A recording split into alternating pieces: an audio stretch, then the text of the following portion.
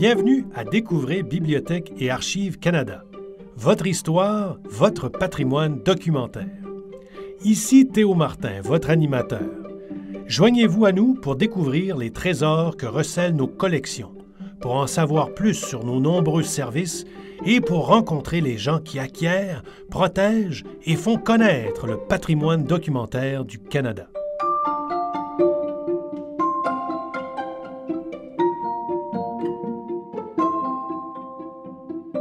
Bienvenue à Trésors dévoilés.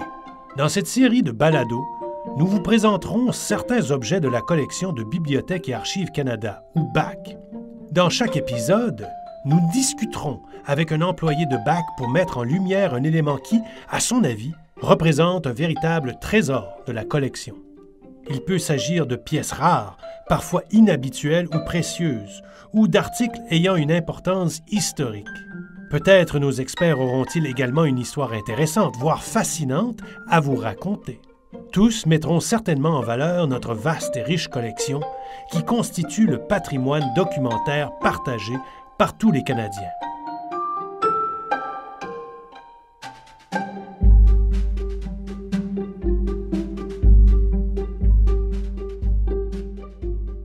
Et maintenant, voici l'épisode 7, le Sefer Torah.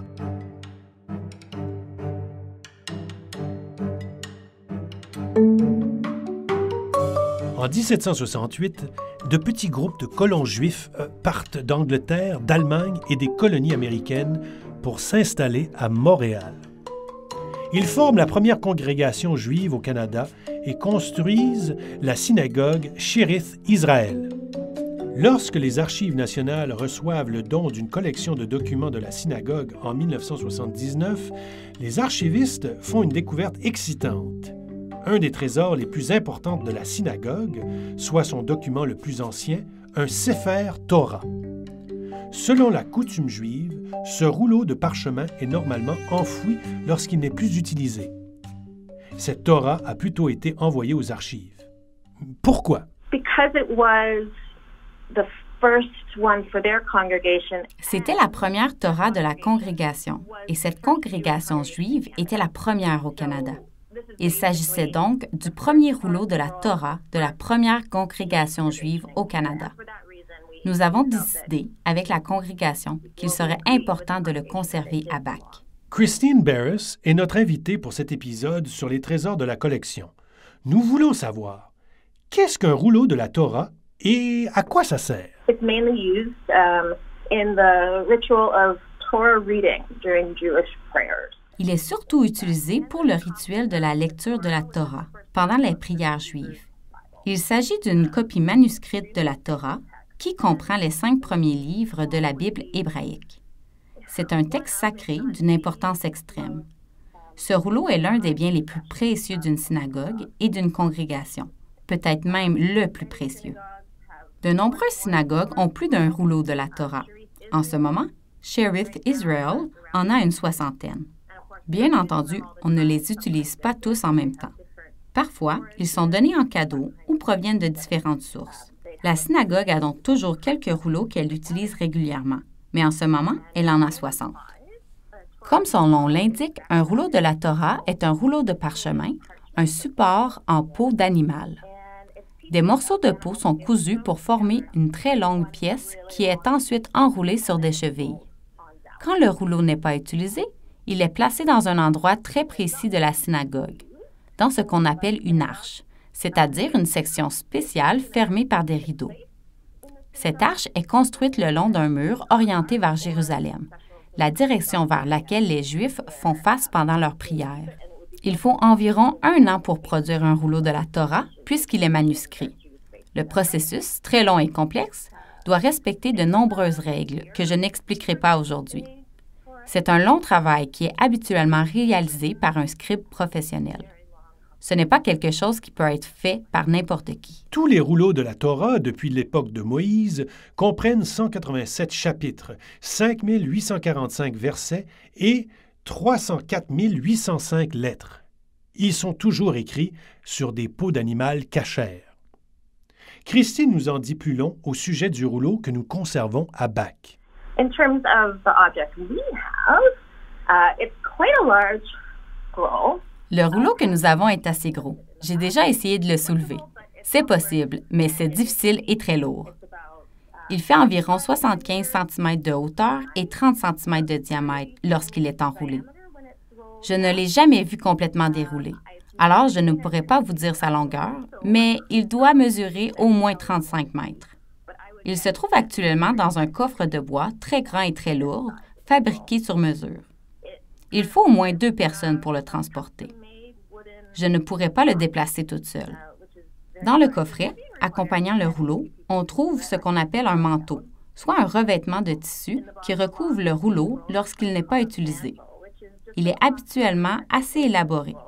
Donc, en plus du rouleau, le coffret contient le manteau et beaucoup de matériel d'emballage sans danger pour les archives pour empêcher le rouleau de bouger dans le coffret. Le parchemin est très usé. Il est décoloré et on peut y voir des marques. Certaines sections sont endommagées par le feu. Peut-être que quelqu'un l'a lu trop près d'une bougie ou quelque chose du genre. Il est facile de voir que ce rouleau de la Torah a beaucoup servi au fil des ans. Lorsqu'il est arrivé aux Archives nationales, on pensait que le rouleau datait de l'expulsion des Juifs d'Espagne en 1492. Il aurait donc eu près de 500 ans à ce moment, ce qui en aurait fait un article extrêmement important pour Bach. Cependant, nous avons fait quelques recherches, en partie pour connaître l'âge exact, mais aussi pour des questions d'assurance. Un bibliothécaire du séminaire théologique juif des États-Unis l'a examiné avant d'affirmer que le rouleau était un peu moins vieux qu'on le croyait, datant probablement de la fin du 17e siècle ou du début du 18e siècle. Il a peut-être été rédigé en Afrique du Nord.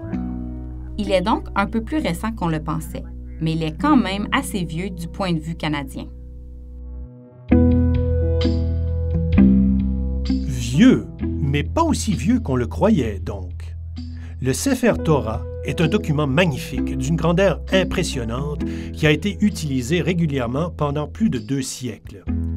Comme ce rouleau de la Torah n'était plus en état de servir quand il a été donné à Bach, une sorte d'arche a été construite pour le conserver et le mettre en valeur.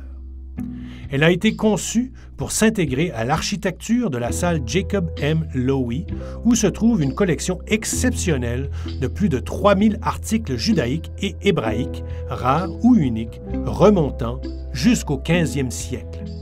Pour en savoir plus sur la salle Jacob M. Lowy, écoutez l'épisode 45 de notre balado « La salle des merveilles de Monsieur Lowy », diffusé en mai 2018. Christine, comment avez-vous découvert cet article dans notre collection? I was working on a guide to Jewish records at LAC. Je travaillais sur un guide portant sur les documents juifs dans la collection de Bach. Alors que je lisais la description des documents, j'ai vu qu'il y avait un rouleau de la Torah et je trouvais ça étonnant. Je suis donc allée le voir à Renfrew, où il était entreposé à ce moment-là, pour voir dans quel état il était. C'est comme ça que je l'ai découvert. À partir de là, j'ai fait quelques recherches et comme par enchantement, le rouleau revenait sans cesse comme point d'intérêt.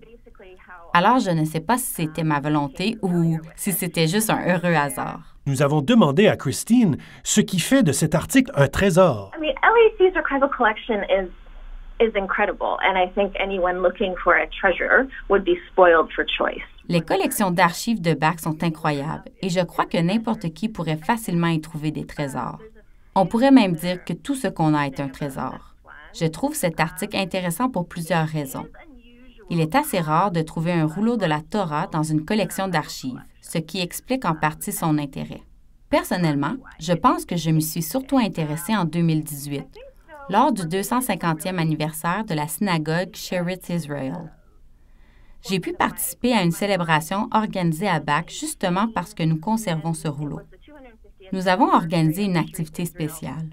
Le rouleau a été mis en valeur dans la salle, partiellement déroulé, pour que les gens puissent le regarder. Des fidèles de la synagogue sont venus de Montréal en autobus pour le voir.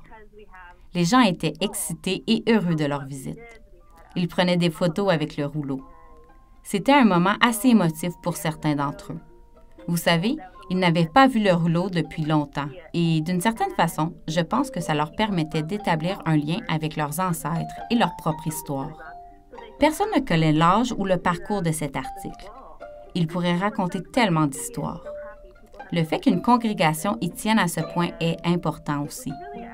La riche histoire de ce rouleau me fait croire que c'est un des trésors de Bach. Si vous souhaitez voir des photos du Sefer Torah, consultez la page Flickr de Bach. Vous y trouverez un album intitulé « Trésors dévoilés ». Nous mettrons cet album à jour à chaque nouvel épisode pour que vous ayez la chance de voir les trésors dont nous parlons. Merci d'avoir été des nôtres. Ici Théo Martin, votre animateur. Vous écoutiez Découvrez Bibliothèque et Archives Canada, votre fenêtre sur l'histoire, la littérature et la culture canadienne. Nous remercions chaleureusement notre invitée d'aujourd'hui, Christine Barris. Merci également à Isabelle Larocque et Melissa Beckett pour leur contribution. La musique de cet épisode est tirée de la banque Blue Dot Sessions. Cet épisode a été conçu, réalisé et monté par David Knox, avec un montage supplémentaire de Tom Thompson. Si vous avez aimé cet épisode, nous vous invitons à vous abonner au balado par le fil RSS de notre site Web, Apple Podcasts ou votre plateforme habituelle. Vous trouverez la version anglaise de tous nos épisodes sur notre site Web, ainsi que sur Apple Podcasts et Spotify. Il suffit de chercher Discover Library and Archives Canada. Pour plus d'informations sur nos balados, allez à la page d'accueil de Bach et tapez « Balado » dans la barre de recherche située en haut de l'écran. Puis, cliquez sur le premier lien. Si vous avez des questions, des commentaires ou des suggestions, vous trouverez l'adresse courriel de l'équipe des balados au bas de la page de cet épisode.